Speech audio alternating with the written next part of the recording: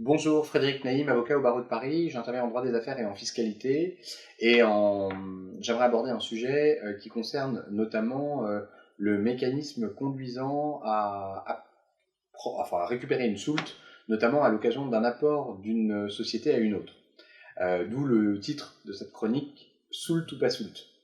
Un mécanisme qui est souvent proposé consiste en gros à faire en sorte qu'un entrepreneur qui détient une entreprise A, une société, à lui vendre la possibilité d'apporter ses titres de cette société A à une nouvelle société, une société B, qui serait donc une holding, et à l'occasion de l'apport d'appliquer donc une soulte qui peut aller jusqu'à 10% de la valeur de l'entreprise et qui serait en réalité récupérée en franchise d'impôt. Ce mécanisme est un mécanisme qui est extrêmement regardé par l'administration fiscale, notamment sur le terrain de l'abus de droit.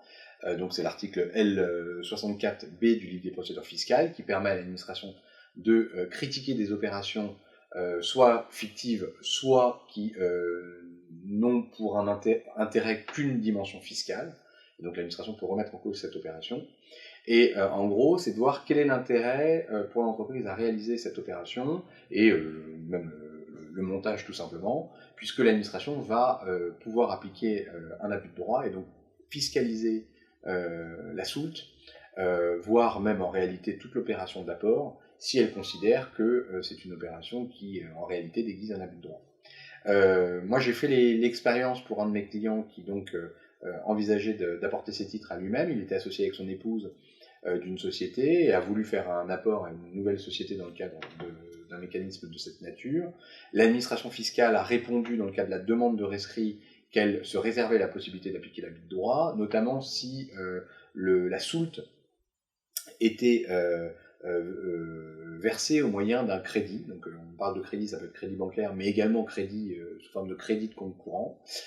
Donc moi je vous invite à être extrêmement vigilant dans l'utilisation de ce mécanisme d'apport avec soulte, en examinant le dossier et l'opportunité d'appliquer une soulte que dans un cas où il y a une véritable association avec un vrai tiers qui va s'opérer, à réserver cette soulte uniquement à des sociétés qui préexistent. Donc les titres, on les apporterait à une société qui préexiste et certainement pas à une société nouvelle, mais bien évidemment, encore une fois, avec des associés étrangers. Donc, à l'occasion d'une union avec des associés complètement extérieurs, je ne vois pas de problématique à envisager la soulte sous la réserve que la soulte elle-même soit financée autrement que par un crédit.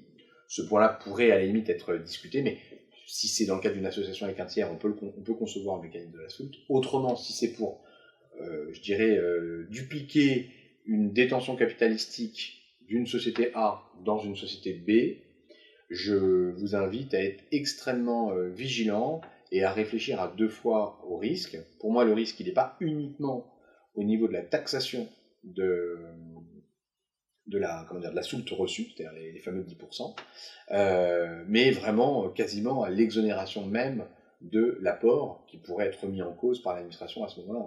Pourquoi on vous dirait pourquoi je vais taxer uniquement la soulte et pas l'intégralité de l'opération, et donc alors qu'un mécanisme d'apport est normalement non imposable puisqu'on bénéficie de plein droit d'un report d'imposition, là on pourrait se demander si l'administration fiscale ne serait pas carrément fondée à appliquer une imposition comme s'il n'y avait pas de report d'imposition et comme si on était dans une cession pure de société. Donc voilà. Donc vraiment vigilance autour de cette opération, même si elle est conseillée. Les conseilleurs ne sont pas les payeurs. Après, on parle d'assurance responsabilité, c'est sûr, mais en même temps, il faut quand même prendre en compte que l'expérience que vous vivrez vous en tant qu'entreprise, c'est vous qui la vivrez. Pour obtenir 10% non fiscalisé, attention de ne pas prendre un risque qui serait démesuré. Voilà. J'espère que cette information vous sera utile et je vous dis à bientôt. Au revoir.